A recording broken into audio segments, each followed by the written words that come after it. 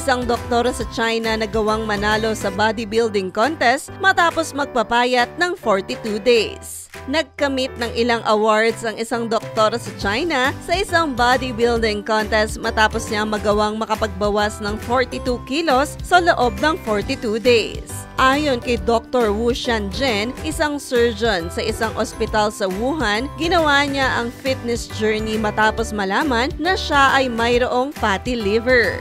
Umabot ng 97.5 kilograms ang kanyang timbang, dahilan na rin para simulan niya ang kanyang desisyon ng pagpapapayat at subukang sumali sa isang bodybuilding contest. Naglaan si Dr. Wu ng 2 oras kada araw para siya ay mag-exercise at nang malapit na ang contest ay dinoble niya pa ang oras nito.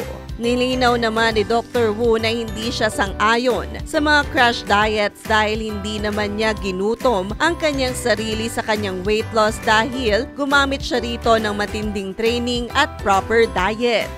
Hi! Ito po si DJ Claire ng Radyo Natin Nationwide.